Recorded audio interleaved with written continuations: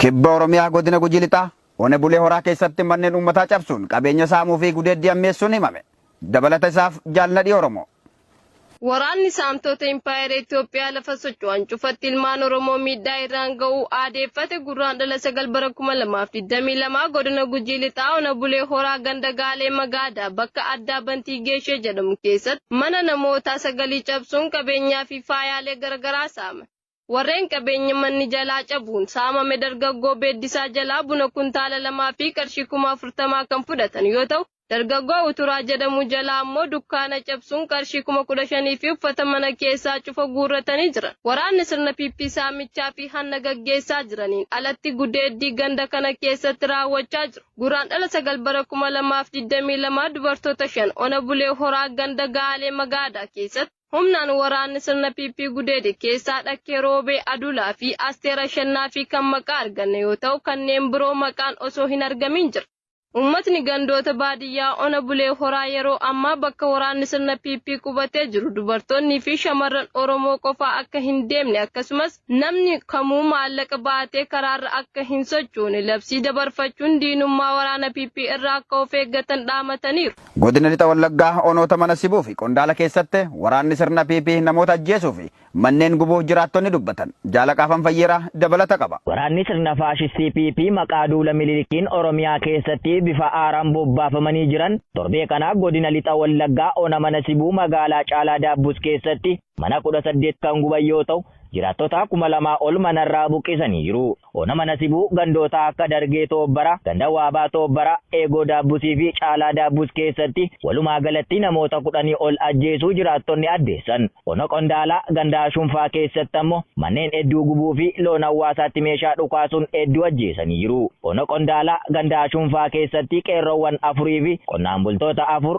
waraanni sirna piippii kan ajjeesan yoo ta'u hanga gabaasni kun qindaa'etti hawaasni Oromoo Shunfaa guutummaan guutuutti naannoo gadhiisee baqatee rakkoof saaxilamee jiru. Waraanni sirna faashistii piippii maqaa duula Minilikiin gara Lixa Oromiyaatti socho'anii jiran ilmaan Oromoo jumulaan ajjeesu manneen qonnaan bultootaa hedduu gubuun ummaticha qe'ee fi qabeenya isaarraa buqqaasanii dararaa keessa galchanii jiru. Miseensi faannoo tokko rasaasa humnoota finxaaleeyyii Amaaraa Oromoo ajjeesaa jiraniif geessaa osoo jiru Lixa Shaggar Ona Liiban Jaawwitti waraana bilisummaa Oromoon to'atame. Dabalata isaa Jaalawii Mahmud akka ittaanutti qindeeffatteetti. Mootummaan sirna piippii ilmaan Amaaraa qindeessuun uummata Oromoo akka lolaniif magaalotaa fi onoota naannoo Oromiyaa keessatti bobbaasee ajjeechaa saamichaa fi manneen gubuu raawwachiisaa jiru jabeessuun humnoota finxaaleeyyii Amaaraa kanaaf konkolaataan meeshaa dhiyeessisaa fi jiru to'atamuun gochi mootummichaa saaxilame. Haaluma kanaan guraandhala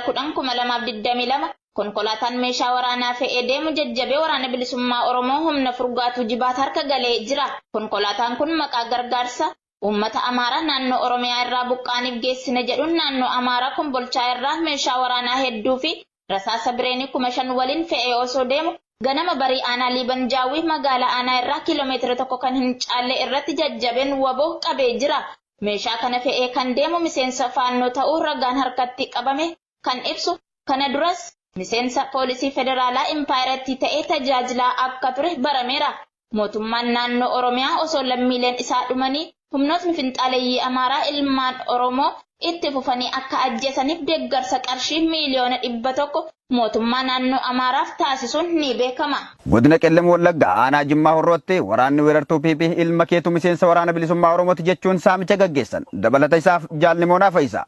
Waraana bilisummaa Oromoo balleessinaa sababa godhachuun uummatatti kan bobbaafaman waraanni weerartuu piippii godina Qellem Wallaggaa aanaa Jimmaa Horroo ganda Koyyee jedhamu keessatti guraandhala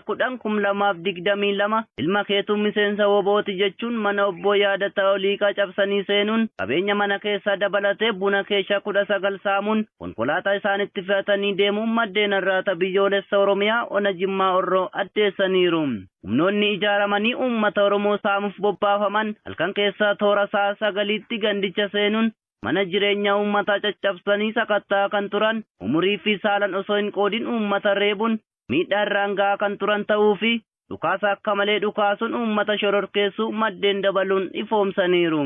Waraanni Abiy Ahmed kun itti qabata ilmaan keessantuu woboodha jechuun haasaaman malee manneen qote bulaa hedduu seenuun saamuun caasan mootummichaa seera itti wal isaan gaafachiisu dhabuu fi Waraanni PP kamuu waan itti fakkaate gochuun jireenya dhuunfaa isaa hojjechaa jiraachuun kufaati sirnichaa kan akeeku ta'uun ni beekama. Poolisiin humna addaa Oromiyaa namni lama sirna PP ganuun gooticha waraana bilisummaa Oromootti harka kennatan Jaaliraan Gameessaa dabalata qabdi. Waraanni sirna PP diigamaa jiraachuu sirnichaa seera dhabdummaa mooraa PP keessatti geggeeffamaa jiruu fi ajjeechaa sanyii fo'ee Oromoo xiyyeeffatee taasifamaa jiru jibbuun mooraa waraana sirna PP ganuun irreef gaachana uummata Oromoo waraana bilisummaa Oromootti harka kennachaa jiru. Gurraandhala 10/2022 poolisoonni humna addaa Oromiyaa 2 mooraa waraana PP godina Bahaa Wallaggaa Ona Sibuu Siree irraa Abdii Ayyalee Baqqalaa fi Hakuuxaa Afaa Biqilaa jedhaman sirna mootummaa faashistii Itoophiyaa ganuun gooticha waraana bilisummaa Oromootti dhufaniiru. Miseensonni humna addaa lamaan kun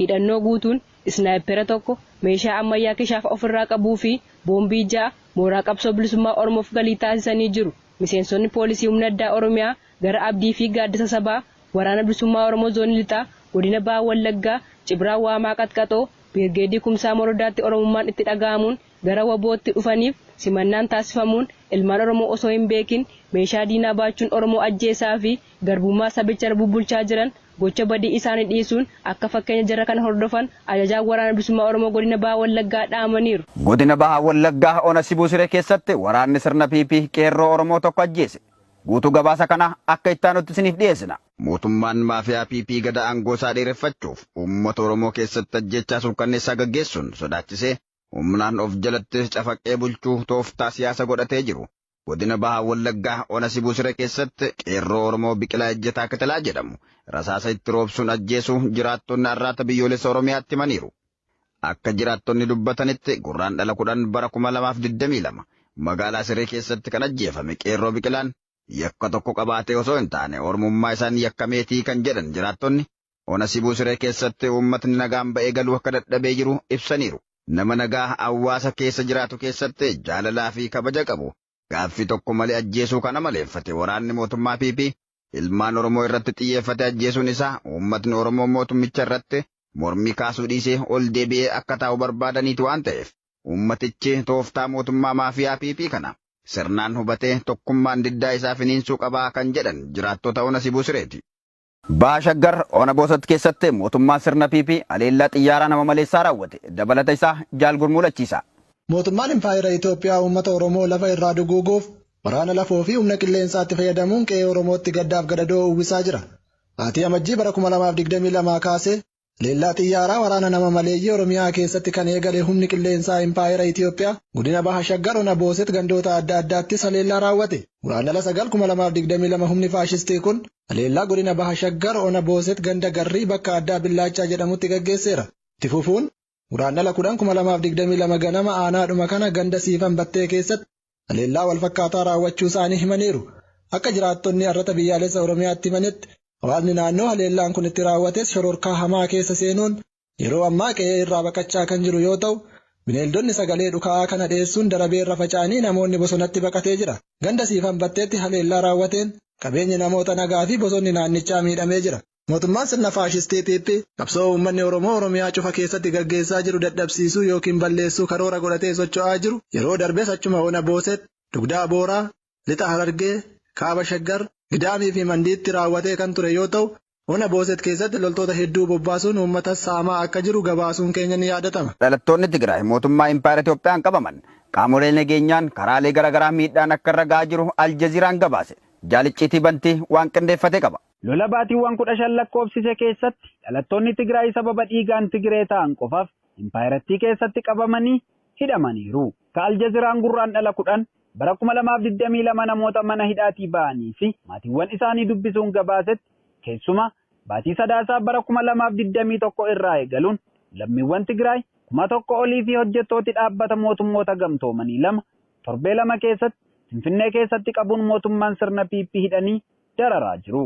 Akka hidhamaan dhiyeenya mana hidhaatii bahe Aljaziiraan dubbisa Kirubeel jedhamu dubbatetti mana hidhaa keessatti nuti leecaloo daldalaati kan jedhe maatii fi firoottan kee mana hidhaatii si baasuuf mallaqa qaamni nageenyaa si gaafate kaffaluu qabda jechuun waan isa irra ga'ee fi kaataa itti mana hidhaatiin mallaqa kaffaluun bahe ibseera. Impaayera Itoophiyaa keessatti haqa mallaqaan bitatta kan jedhan hidhamtoonni Tigraay mana hidhaatti qaamota mootummaan dararamaa jiran tooftaalee fi maqaa mallaqaa kaffalchiisuun dhiibbaa irratti geggeessuun qorqalbii cabaa jirra jedhaniiru. Gocha kana keessatti waardiyyaan mana hidhaatii kaasee hanga qondaaltota mootummaa Piippiitti harka miiccattee biddeen nyaachuuf iyyuu mallaqa si kaffalchiisu kan jedhe gabaasichi lammiileen Tigraay mana hidhaa keessa jiran sababa lola baatii sadaasa bara 2020 jalqabe irraa kaasee mootummaa Abiyyi Ahimadiitiin adamsamanii hidhamuun hedduu isaanii mana hidhaatti kan rakkatanii fi gariin isaanii mallaqa kaffaluu hin dandeenye gaafatamuun maatii rakkisuun kaffalchiisaa akka jiran gabaasni Aljaziraa eereera. Aljaziraan hidhamtoota Tigraay mana hidhaatii ba'an qofa dubbise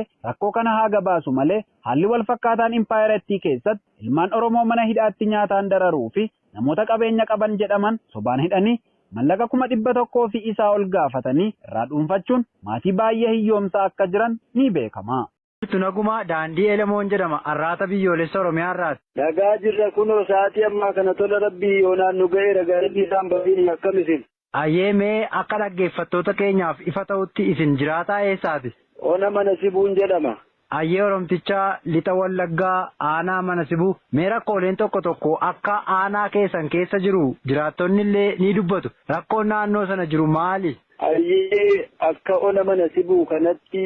sa'aatii ammaa kana baatima kana keessa ta'ee akka naannoo keenyaa keessatti ona kana keessa jeequmsa hamaatu jira. Hawaasatti gadi bobba'anii waraanni Piippii kun sa'aatii ammaa kana humni Abiy Ahmed kun deemee jeequmsa hawaasa daandiirra deemu gabaa dhaqu yoo warra gabaa dhaqu kanaan dhaabbachiisee shamarranii qeerroo jaarsa jaartiitiin arrabsaa uummata abaa'oo bakkee jiru kana waraana adda bilisummaa Oromoo akka Waaqayyo adda laannee fi abaarii godhaa arrabsaa jiree dirqamaanii warra gabaa dhaqu kana arrabsiisaa gaafa isaan irraa gadi ba'e immoo uummatuma nagaa irratti dhukaasa banaa torban darbe kana ganda dargee soobbaraa jedhamutti gadi dhaqanii mucaa qeerroo ta'ee jechuudha waggaa 7-8 gidduu jirtu rukutanii ajjeesanii achumarra gad darbanii immoo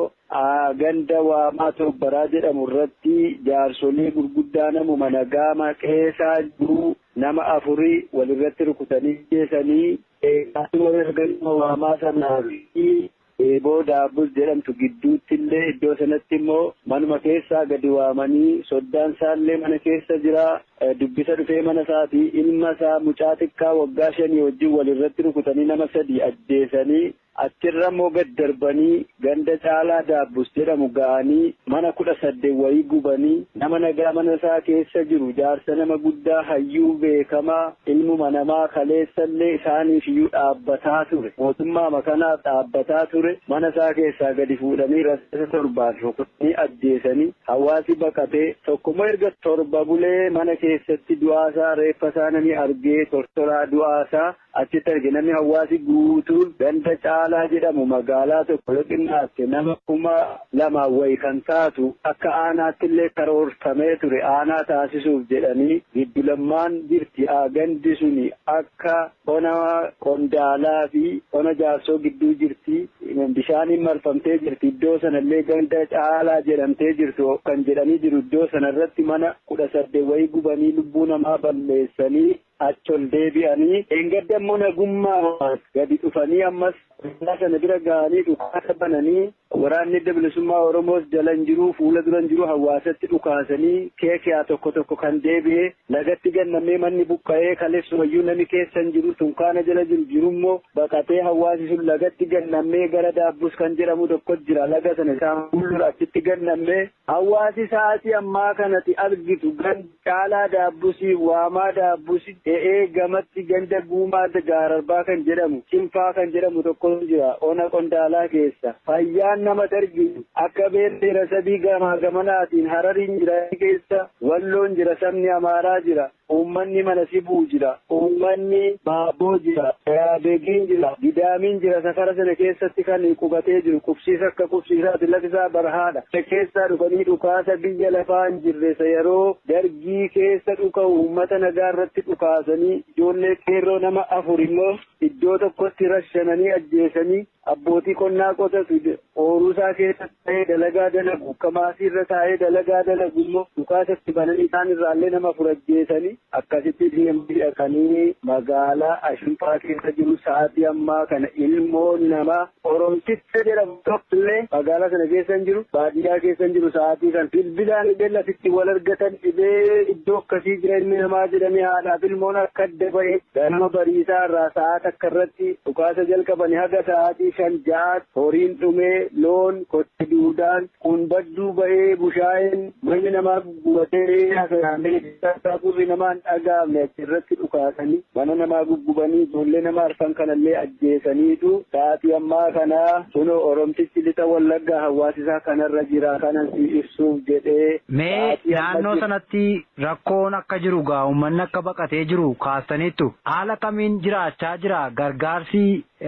nyaataa uffannaa akkamiin argachaa jira? Ayyee uffannaa miti amma sa'aatii ammaa qoonqoon lagatti dhumee laga ammoo sa'aatii ammaa kana magaalicharraa gadi bobba'anii akka isheen lagaa ol hin baane hawaasittiyyuu kottaa jedhu afaaniin kottaa jiru namni isaan itti himan hin jiru ispiikerii yookaan maakiraafoonii fudhatanii lallabanii nama yaamu miti tokko lama isatti kasaanii ta'e siluma achi keessa dhaabbatee eegee waamii itti bilbiliitii yaamii jedhu namni dhaqu hin jiru qoonqoon uffanni daa'imni aga ammaa sa'aatii ammaa kanatti namni wal argate hin jiru sa'aatii ammatti nu argitu kanarratti uummanni qoonqoon jira barahaa keessatti gannamee lagatti gannamee waa'ee uffannaa miti qoonqoon lagi isaa hin qorra biyyi isaa hin guba guyyaan guba halkan hin qorra lagatti laga guddaadha bishaan guddaadha ofirra jira baratti baqatee gaara immoo ibiddatti shidanii ibidda gubaa jira sa'aatii ammaa kana gaararbaa kan jedhan tokkotu jira achirra immoo ibiddatti jira garatti goru dhabee uummanni waan nyaatee bulu miti waan uffatee bulu waan takka hin qabu lafa horiisaatis lafa ofiisaatis jiruyyuu hin beeku sa'aatii ammaa kana kanarra jira uummanni Oromoo lixa Wallaggaa keessuma onni qondaalaa ta'ee ganda Shumfaa jedhamtu sun boojii gaararbaa jedhamtu iddoon sun akkasitti hawwataa guutuun kaleessa gamaa gadi baqate dafinoo kaasee gama aanaa Manalli Buurraa ona Manalli Buurraa qondaalaatti baqate achi duukaa dhufe jala ce'ee dhufe garatti goru dhabee amma hawaasi kanarra jira kanaaf gurri miidiyaa dhaga'u nu dhageessisa. Egaa rakkoon akka jiru gaa kaastanii namni nyaatas akkas uffannaas dhabee jira. Walumaa galatti uummanni baqachaa jiru kun garam imalaa jira naannoo sanarraa garamitti socho'aa jira naannoo gadhiise. Garatti socho'u dhabee sa'aatii ammaa kana gad deemuuf garatti deemuu qabu ol deemuuf sila gadi dhufe garatti socho'u dhabee mukuma jala daddaatee kan jiru malee amma iddoo akkasiiti kan jedhamu wayitti dhabeera hawaasi waan akkasiin nu fura kanatu nu baasa wanti jedhamu jiru sa'aatii ammaa kana hawaasi akkasitti jira jechuudha kana gurra addunyaa dhaga'u. Keessumaa silayyuu gurri miidiyaan uummata Oromoo lallabu yoo kana saaxilamaa keessan kunillee tokko dhaga'ame malee ishee irrattiyyuu qilleensa gadhiisanii sagalee waan garaagaraa irratti gadhiisanii qulqullina akka hin godhamne godha addunyaan dhaabbatee uummata biyyaaf diimokiraasii jedhee biyyaaf dhaabbatee addunyaan jiru kan uummata Oromoo keessumaa uummata Oromoo lixa Wallaggaa akka Wallaggaa fadhii kana irratti namni miidiyaan irratti gadi bu'ee haasa'u hin jiru namni warreessan akka Shimallis bulchaa Oromiyaa jedhamee dhaabbatee jiru guyyaa tokko erga rabbisa uume uummata Oromoof afaan hin dubbanne afaan isaa gadi ba'e kaleessa uummata Oromoof dhaabbanne jedhanii barcuma dhiigaarra dhaqanii taa'anii har'allee harka dhiigaa sana akka ajjeesan barreessaa jiru jechuudha. Qeerroon jaarsi waggaa 70 keessa kana keessa nama waggaa 6-7 keessa jira iddoon sun iddoo itti baqatan iddoo qonnaan bulaa dhaqee qotatu gindi duulaa jedhama akka naannoo sanaarratti gindiitiin duulee warra dhaqee qotate waan afaan kaatee bulu dhaqeedha malee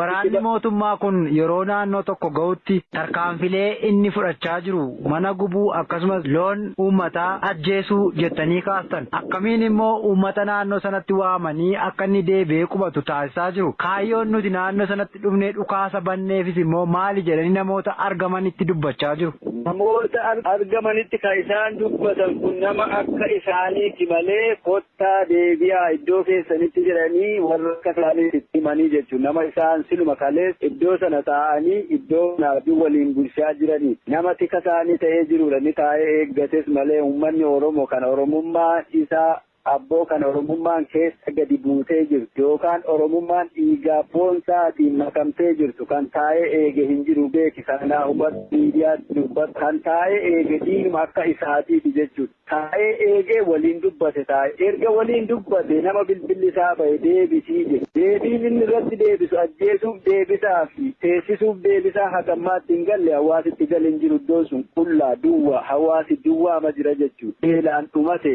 uffata bullaan dhumate loon irraa dhumate yoo xiqqaateen siin jira loomicha kan jedhamu bal'oo jira saa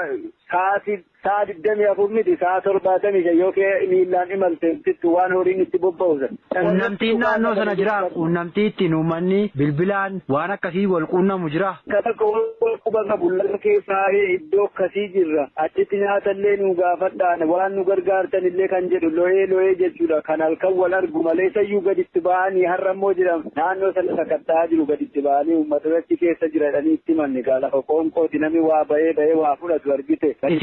Odeeffannoo kana akkamittiin argattanii jiraataa ona mana sibuutii bakki isin haasaartan kan qondaalaallee akka rakkoon jiru kaasaa jirtu mee akkamiin odeeffannoo kan argachuu dandeessanii namootarra? Hawaasa qonnaan bulaa iddoo sana dhaqee qotee buluutu jira biyya keenyarraas gadi dhaqee fuudhaaf heerumaanis wal keessa jira uummanni du'e sun hamma ijoolleen qeerroo duute jennu sun kunnoo ganda harawwee dambiitii ka'ee ona qondaalaa dhaqee mucaa raamsallaa ibsaa kan jedhamu tokkodha namni isaan dha'anii ajjeesan uummanni mana sibuu gama sanarraa qotee fayyadamu uummanni baabbooti jedhullee kunillee gama sanarraa qotee fayyadamu beekee wal keessa jira lammummaan oromummaa wal keessa jira walirraa dhageenya akka iddoo jirrutti iddoon keenya sa'aatii ammaa naguma qabdi. Mootummaan naannoo Oromiyaa immoo rakkoolee kana yeroo dubbatu akka nageenya tasgabbeessuu nagaa uummataa eeguudhaaf waraana bobbaase jedhee dubbata. Isin maal jettu? Sana beeki kan hin sila tuqeyyuu akka maraachisuu ta'e biraan nageenya ishee mallis jedhe iddoo nageenyaa ta'anii nageenya kan isaan afaaniin miidiyaa irratti dubbatamuu jechuudha. Miidiyaa sobaa irratti gaafa labsamu afaan faajjessanii nageenya laf gaafa gadi bu'u ni qawweetiin yookaan rasaasaan rukuteeti nageenyi isaa kan ammatti jirru malee hawaasi sa'aatii ammaa biyya keessa jirru kana keessatti rasaasaan bulaa jira malee diimokiraasiif yookaan nageenya bulaa hin jiru jechuudha. Ka argame ajjeefame kan hin jirre kunoo asiin finfinneetti ol baqate achiin jala dhaqanii beeki achiin jala dhaqanii kaan achitti ajjeesaa jiru. Haati ilmoo sagalii asii kan abbaan manaarraa du'e ilmoo sagal asitti dhiiftee kan finfinneetti galte kan isaan jala deemanii achitti dhaqaniidha warra akka kan deeman tika bobbaasee jira mootummaan sa'aatiin nageenya maaliiti kan inni lamu. Egaa maal jettu sin rakkoo kana keessaa uummanni akka ba'uuf maal dhaamtuuf? Ayyee uummanni Oromoo akka iddoo jiru keessaaf ala jirutti wal dhaga'e waliisaaf dhaga'ee sa'aatii ammaa kana akka jirutti walii dirmachuu inni qabu immoo qeerroof jaarsaan uumuu danda'uun waaqa isaa kadhatee rabbiin kadhatee diina kana ofirraa buqqisee diinni kun isa kaleessa jilbeenfate har'a jilba dhaabbatee ciqilee isaa ol qabatee nurratti labsaa jira waan ta'eef miidiyaa soba miidiyaa nageenyaa jedhee nurratti miidiyaa du'aa labsaa jira waan ta'eef uummanni Oromoo gurri isaa dhaga'u gurri isaa dhageettii qabuuf iji isaa arguu qabu akka diina kanaaf hin jilbeenfanne ka'a lafa jirani miidiyaa jiru irratti illee dubbatamu gurra mootummaa addunyaa irratti illee dubbatamu addunyaan nu dhaga'u iyyuu diddee rabbi akka nu dhaga'u iddoo jirtanitti rabbi nu kadhaa sa'aatii ammaa kana uummanni keenya nurraa dhumateera keessumaa uummanni Oromoo akka wal dhageessu gurra oppidiyoo kaleessaaf hin ergisin gurra kana birraa nuu cufu jinnaan rabbi sirraa cufa gurra kaleessa oppidiyoo kanaaf ergistu dhiisi hamma har'allee nurraa cufi gurra sana hin ergisini gurra sana kan nuun dhabe warra kaleen cofa gurra sana ergisaniiti kan isaan dhiiga ilmaan Oromoo dhangalaasaa jiran maatii tokkorraa har'a nama dhugaa yoon sitti nuuf yaasameen maatii nama tokkorraa nama 9 irraa wareegame jira dhugaa jira lola dhaqee miti mana isaa irratti nama 5 irraa wareegame jira uummanni Oromoo kan harka qabeelleen dubbisu eessa jira ilma isaa hin yaafatu haadha isaa yaafataa hin jiru haadha mana irraa gubanii haadha hiyyeessaa mana irraa gubanii mana duwwaa keessa muka jala taa'aa jirtu jira waggaa 3 beekee har'a sa'aatii amma osoo sitti haasameen nu waan haasameen dhumneetu jira nu keessa deebii walitti deebiin dhaamsan har'a mata Oromoo gurraan naa dhageessisi irra deddeebii dhageessisi Oromoo walii hadhaga walii hadirma keessumaa waraana adda bilisummaa Oromoo kuffisuuf ka'e malee kufuuf ka'e miti kuffisuuf akka inni ka'ee jilbeenfachiisaa jiru kana cinaa dhaabbadhuuti jilbeenfachiisi diina uummata Oromoo kana jedheen uummata Oromootti dhaamsa naa gootaa siin jedha. Ayyee Oromticha lixa Wallaggaa aanaa mana sibuu rakkoo uummanni Oromoo aanaa mana sibuu akkasumas ollaa aanichaa kan Baabboo Gambeel akkasumas ona Qondaalaa keessa jiran ilaalchistanii waan naannoo sanatti ta'aa jiru gurra dhaggeeffattoota keenya ilmaan Oromoo kan biyya hambaa fi biyya keessa jiran akka arraata biyyoolessa Oromiyaarraa akka dhaga'an waan taasistaniif maqaa dhaggeeffattoota keenyaan guddaa isin galateeffannaa horaa bulaa deebana. Jiraadhaa umurii dheeradhu atillee gurra kana nu dhageessisuuf umurii dheeradhuuti bilisummaa rabbi inni gaafa si uumee si haa argisiisu bilisummaa uummata Oromoo akkasii argisiisu rabbiinan sii kadhaa jiraadhu nagaan naa jiraadhu.